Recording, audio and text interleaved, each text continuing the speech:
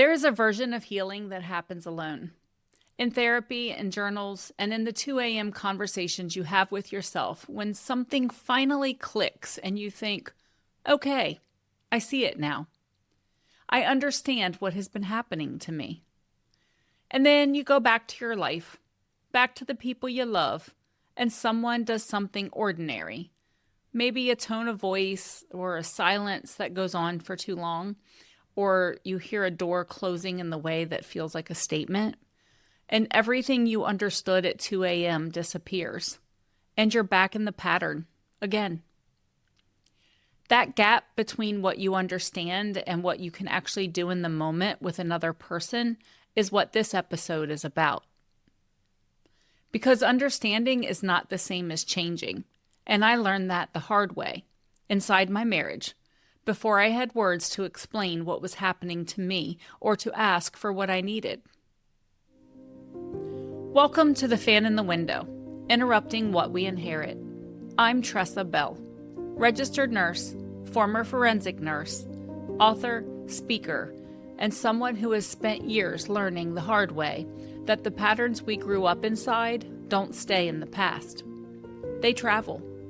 They show up in the people we love, in the way we fight, in the way we apologize or don't, and in the way we repeat things we swore we never would. This is season 2, and in this season, we are going into relationships. The partnership, the parenting, the friendships, and asking what we brought into each one long before we understood where it came from.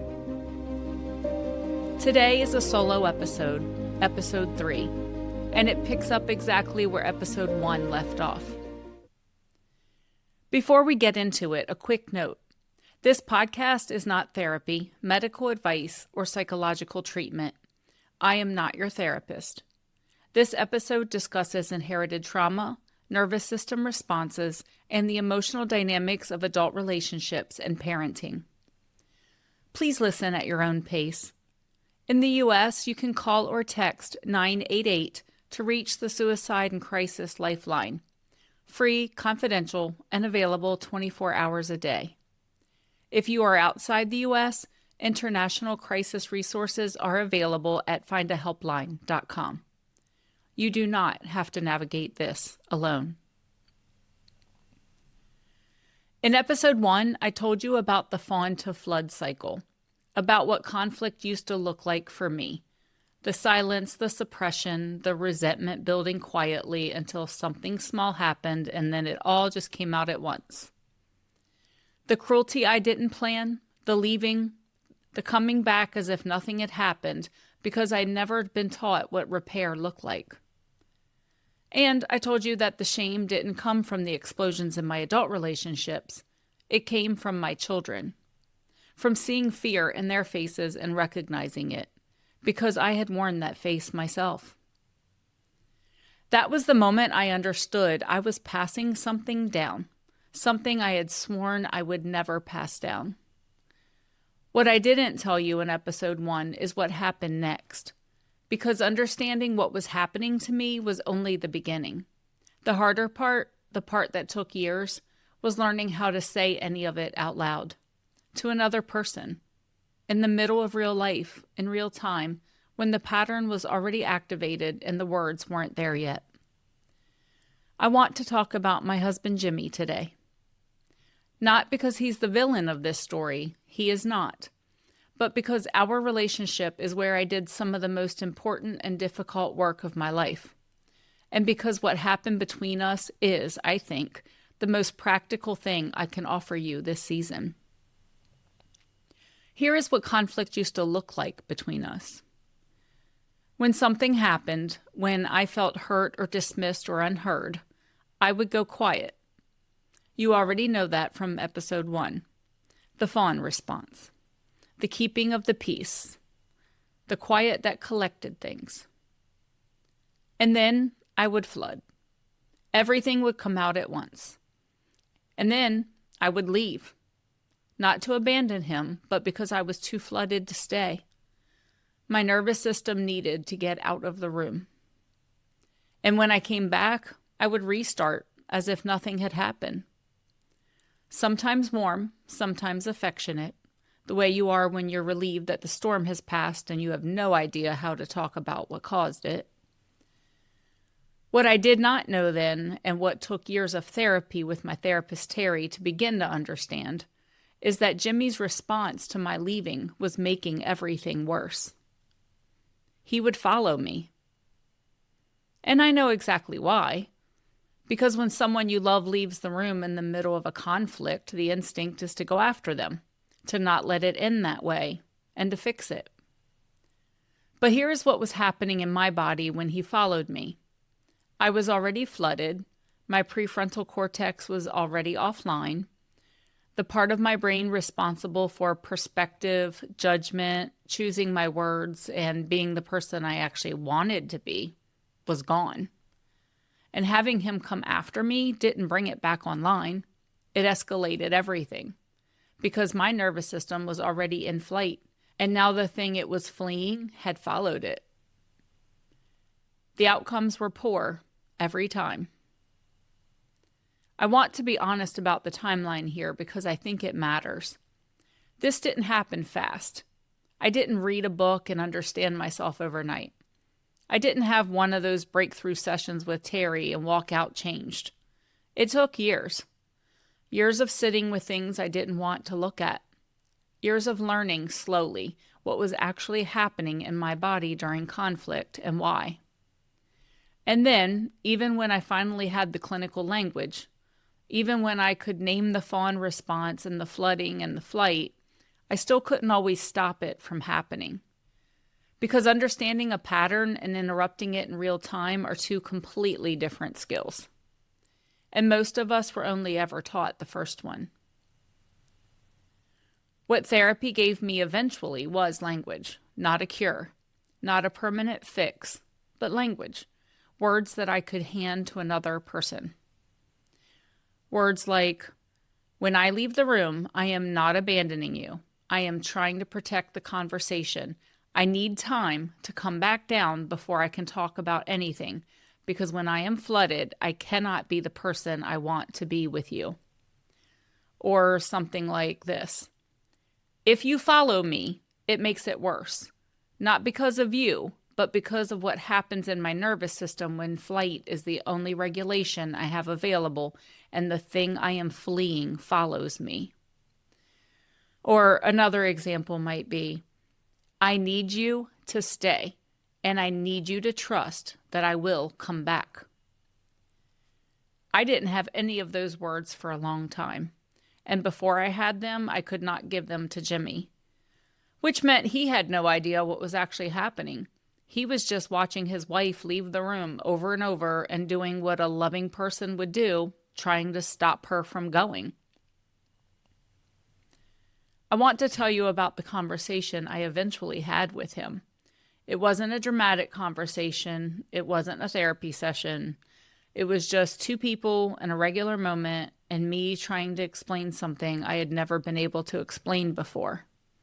I don't remember the exact words. I want to be clear about that because I think it matters. I wasn't delivering this carefully constructed therapeutic disclosure. I wasn't reading from a script. I was just a person trying, imperfectly, to hand someone I loved an explanation for something he had been on the receiving end of for years. I also want to tell you honestly how that conversation happened, because it was not face-to-face, not at first. I couldn't do it. I just didn't have the words yet. They were too hard to say out loud in real time to his face. So I wrote him a text. I've also written him emails. Something I could draft and edit and send when I was ready, without his eyes on me while I said it. I don't see that as failure of communication. I feel like that is communication finding the form it needs. Sometimes things have to be written before they can be spoken. Some disclosures need the distance of a screen before they can survive a face-to-face conversation. I have learned that about myself. And I have learned that the medium does not diminish the message. What matters is that it gets said. Now I can say it to him directly, but that took time too. But it started with a text. What I said was something like, "When things escalate between us and I leave the room, I need you to let me go. Not because I don't want to work it out, because I do. Because I need time to come down first. When you follow me, I can't calm down. And if I can't calm down, I can't come back to you as the person I want to be." I told him I wasn't leaving him. I was leaving the conversation temporarily so I could come back to it. And guess what? He listened. I don't want to make that sound simple because it wasn't. It was uncomfortable. It required me to be vulnerable in a way that didn't come naturally to someone who had spent years managing things quietly instead of naming them out loud. It required me to trust that saying what I needed wouldn't cost me something. But he heard me, and he changed. Not perfectly, not immediately, and not every time. But he learned. When I left the room, he stayed. And I came back. And over time, slowly, imperfectly, we repaired. That is the interruption. Not a breakthrough or a transformation. A conversation. Words I didn't have for years, handed to someone who needed them as much as I did. I want to put the nurse hat on for a minute because I think what happened between Jimmy and me is worth understanding at the level of the nervous system. Not because the science makes it more real, the experience was already real, but because understanding what was happening in our bodies gives us more tools to work with. When I flooded and left the room, my nervous system was in a state Stephen Porges would describe as a dorsal vagal shutdown. Or I was moving towards it anyway. The social engagement system, the part of the nervous system that allows us to connect, listen, and be present with another person, had gone offline. What was running the show was my survival brain, and the survival brain had one instruction: to get out. The prefrontal cortex, the part of the brain responsible for perspective, judgment, empathy, choosing your words, and for being the person that you actually want to be, does not function well under that level of activation. It's not a character flaw, it's neuroscience. You cannot think your way through a flooded nervous system. You have to regulate first. Physical space and time are two of the most reliable ways to begin bringing a flooded nervous system back online. The leaving, or what looked like abandonment, and probably what felt to Jimmy like I was walking away from him, was actually my nervous system doing the only regulation it knew. It was removing itself from the overwhelming environment so it could begin to come back down. The problem was that Jimmy didn't know that. From where he was standing, I was leaving, and when he followed me, he wasn't trying to make it worse. He was trying to keep the connection from breaking. That instinct is not wrong, and I know it came from love, but it was the exact opposite of what my nervous system needed in that moment. What changed when I told him what was happening is that he became a co-regulator. That is a term from the literature on attachment and nervous system science. The idea that our nervous systems do not regulate in isolation. They regulate in relationship. We calm down faster, more completely, when someone we trust responds to our dysregulation in a way that signals safety rather than escalating it. When Jimmy learned to stay, when he learned that my leaving was not at the end of the conversation but the beginning of my return, he became part of my regulation system. Not because he was doing something complicated, because he was doing something simple, consistently, that my nervous system could begin to trust. That is co-regulation, and it's one of the most underrated concepts in the literature on adult relationships and trauma recovery. We talk a lot about self-regulation, the tools that you use alone to bring your nervous system back online. But we talk far less about what happens when the people in our lives learn to respond to our dysregulation in ways that help rather than escalate. Both matter, and most of us have only been taught one. Here is the third step of the interruption model, regulate. And I want to go deeper on it today than I did in episode 1, because I think it is the most misunderstood step. Most people hear regulate and think breathe, take a walk, count to 10. And those things are real. They work, and I use them. But regulation is not just a solo practice. Regulation is also relational. It is a conversation you have before the conflict when you are calm that changes what is available to you during the conflict. It is the words you give someone you love so they can respond to your dysregulation in a way that helps you come back online faster. You cannot choose differently while your prefrontal cortex is offline. That is the literal neurological reality of what flooding does to the brain. Regulate has to come before choice, and sometimes, often actually, regulation requires another person. Not a therapist in the moment, not a crisis line, just someone in your life who knows what you need and has agreed to try to give it to you. That is what Jimmy became for me, not because he is perfect, not because our relationship is without rupture, but because I gave him the information he needed, and he used it.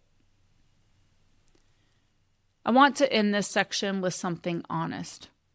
Having that conversation with Jimmy required something I did not come by naturally. It required me to trust that naming what I needed would not cost me something. That being honest about my nervous system, about what was happening in my body during conflict, and what I needed from him would not be used against me. That it would not change how he saw me, or it would not make me seem too much. That trust does not come from nowhere. It is built over time in relationship through small moments of honesty that go okay. And it is also something that therapy helped me practice, the act of saying the true thing out loud to another person and surviving it. If you are in a relationship where naming what you need has historically been used against you, I want to acknowledge that. The conversation I described with Jimmy was possible because of the relationship we had built. Not every relationship has that foundation. And if yours doesn't, the work may look different. It may start in therapy. It may start with a friend. It may even start with yourself in writing before it ever reaches the person you love. But for those of you who are in relationships where that foundation exists or where it's being built, I want to offer this. The words do not have to be perfect. They do not have to be clinical. They do not have to come from a place of full understanding. They just have to be true. I need time. I will come back. When you follow me, it makes it harder to come back. Those are not complicated sentences. They are just sentences I did not have for a long time. Before I had the words, I could not give them to him. And before he had them, he could not give me what I needed. That is not failure. That is what it looks like when two people are doing the best they can with what they were given. And it is also why this work matters, because the words exist now, and you do not have to find them alone. There is one more thing I want to say, and it is the hardest part. My children came into my marriage to Jimmy already carrying something. They had lived through years inside a home where conflict meant something dangerous. Not just loud, dangerous. And when Jimmy and I started fighting, really fighting, the way we did in the early years, it did not land on them the way it might have landed on children who had never learned to be afraid of adult anger. It landed differently, because their nervous systems already knew what adult conflict could mean. When Jimmy and I got together, my youngest was 5 years old. My oldest was 13. They all came with me, and they all watched. One of my daughters was the one who said it out loud. She told us the fighting was upsetting her, that it made her afraid Jimmy and I were going to get divorced, and that she was afraid we were going to end up back in the same situation again. She was not just afraid of losing Jimmy, she was afraid of losing the ground beneath her feet again. She had already lost it once. And she was watching the adults she loved most move in a direction that felt familiar in the worst way possible. I did not handle that moment well. I was defensive. I hadn't learned the language yet. I didn't have the tools to hear what she was telling me without feeling like I was being accused of something. So I probably explained it away or justified it or reassured her in a way that was more about managing my own discomfort than actually sitting with hers. That is what it looks like when you are still inside the pattern. You can hear the words, but you cannot yet receive them. Not because you don't love the person saying them, but because your nervous system is still running that old program. And the old program says, protect yourself first. It took more time, more therapy, more getting it wrong before I could hear her, really hear her, without defending myself against what she was saying. I think about that a lot, about what it cost a child to watch the adults they love fight, and to have learned before they could name it that this is how things fall apart. I write in my book about knowing that my children paid a price. I carry that. But I also know that staying in that first marriage would have cost them more. And I know that doing nothing, staying in the same patterns with Jimmy, would have cost them something too. Every choice has a cost. The question is, which cost can you live with, and which one can you interrupt? What changed in our house is not something I can measure in a single moment. There was no day where everything shifted. It was slower than that, quieter. Jimmy learned to give me space instead of following me into the flood. I learned to name what I needed before it collected into something I couldn't control. We argued less. We repaired faster. We stopped performing calm and started practicing it. And the house got quieter, not silent, because we are not a silent family, but calmer. The kind of calm that feels different from the inside. The kind of calm that says, this is safe. You do not have to brace here.